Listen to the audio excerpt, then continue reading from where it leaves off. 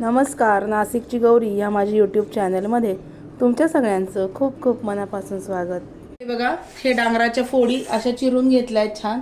काळ्या पाटीचं डांगर घ्यायचं, म्हणजे ज्याचं साल असतं ना डांगराचं, जे डार्क हिरव्या रंगाचं जे असतं किंवा काळपट रंगाचं असतं, असं डांगर घेतलं की ते चवदार असतं। आता त्याच्यासाठी आपण साधारणतः तेलातली 1.5 पळी तेल घेतलेले। आता याच्यामध्ये मोहरी घालून घेऊया, थोडीशी हळद, हिंग, मोहरी, हिंग, जिरे नाही घालायचे या भाजीमध्ये, फक्त मोहरी आणि हिंग घालायचा, हळद। आता हे झाल्यानंतर मिरची टाकायची, हिरवी मिरची साधारणतः 2 ते 3 मिरच्या। लवंगी मिरची जी असते ती अशी डार्क कलरची असते आणि फिक्कट पिवळ्या रंगाच्या ज्या हिरव्या रंगाच्या ज्या मिरच्या असतात ना, त्या मिरच्या कमी तिखट असतात। डार्क ज्या मिरच्या असतात हिरव्या डार्क रंगाच्या, त्या लवंगी मिरच्या असतात। आता 2 ते 3 मी मिरच्या घातल्या याच्यामध्ये। मेथीचे दाणे घालायचे, मेथ्या फोडणीमध्ये। डांगराच्या भाजीला मेथ्या मस्त आहेत। नंतर कढीपत्ता घालणार आहोत आपण, कढीपत्ता। अगदी सोपी पद्धत आहे। हे बघा, कढीपत्त्याची पानं, आमच्या अंगणामध्ये खूप छान कढीपत्ता आलेला आहे। कढीपत्त्याची पानं, कढीपत्ता टाकताना गॅस कमी करायचा, म्हणजे ते गॅसवर उडत नाही। आता याच्यामध्ये हळद घालायची आपल्याला, हळद, आणि नंतर या डांगराच्या फोडी आपण याच्यामध्ये घालून घेऊया।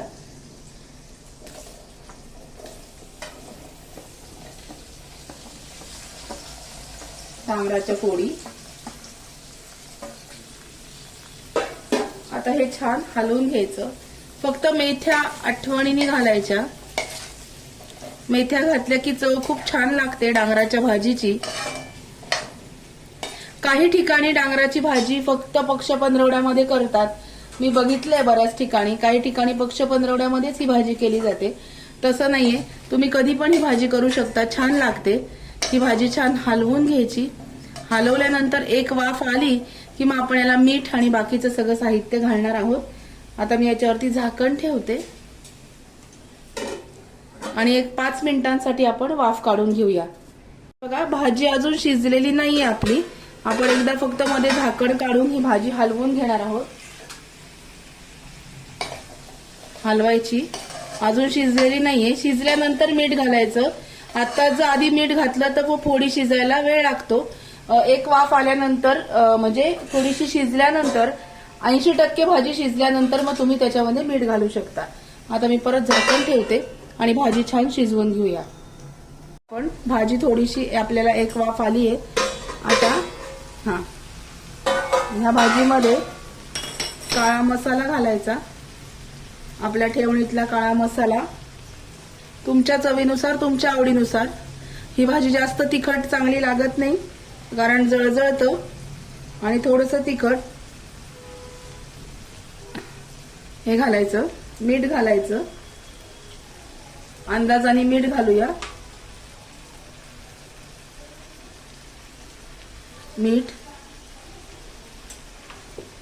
आणि गूळ। या भाजीला, आमच्याकडे प्रत्येक भाजीला थोडासा गूळ आम्ही घालतच असतो। तुम्हाला आवडत असेल तर तुम्ही घालू शकता, नाहीतर नाही घातला तरी सुद्धा चालेल, ऑप्शनल आहे, ज्याच्या त्याच्या आवडीवर आहे। तुम्ही आवडीनुसार घातला, नाही घातला तरी सुद्धा चालेल। मी साधारणतः थोडासा गूळ छोटी वाटी याच्यामध्ये घालणार आहे आणि भाजी हलवूया परत।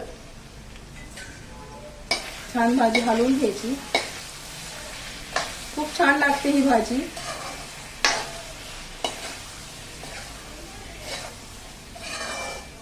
तुम्ही जर गूळ घातला तर अजून चवदार लागते। डांगर आमचंच थोडं गोडसर असतं, म्हणून गूळ थोडासा घालायचा, साखर घालायची नाही, गूळच घालायचा। एक वाफ काढून घेऊया आणि कोथिंबीर आणि थोडंसं दाण्याचं कूट घालूया आपण याला। हे बघा, आता आपण भाजी आपली छान शिजलेली आहे। हे बघा, छान शिजली आहे भाजी, आणि गुळ पावडर मी टाकली होती गुळाची, त्याच्यामुळे गुळ वितळण्याचा काही प्रश्न नाहीये। आता आपण याच्यामध्ये घालूया थोडंसं दाण्याचं कूट, अंदाजाने घालणार मी। दाण्याचं कूट घातले,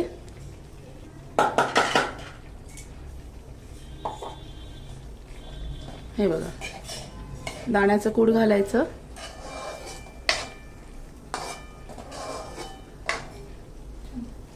आणि यातला जो रस्सा आहे थोडासा, तो जर पूर्ण तुम्हाला भाजी कोरडी करायची असेल तर झाकण ठेवायचं नाही, 5 मिनिटं बारीक गॅसवरती ही भाजी अशीच शिजू द्यायची.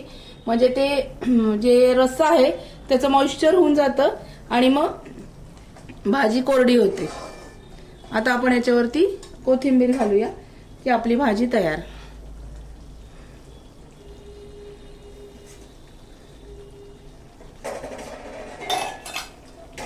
हे बघा, भाजी छान हलवून घेते आणि आपली ही भाजी तयार आहे. गॅस बंद करते मी. कशी वाटली आजची रेसिपी ते मला नक्की कळवा.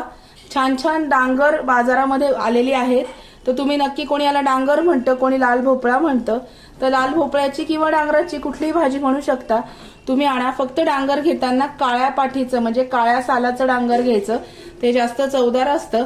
तर आजचा व्हिडिओ कसा वाटला ते मला नक्की कळवा. व्हिडिओ आवडला असेल तर व्हिडिओला लाईक करा, शेअर करा, सबस्क्राईब करा. भेटूया अशाच नवीन व्हिडिओमध्ये नवीन विषयाबरोबर उद्याला.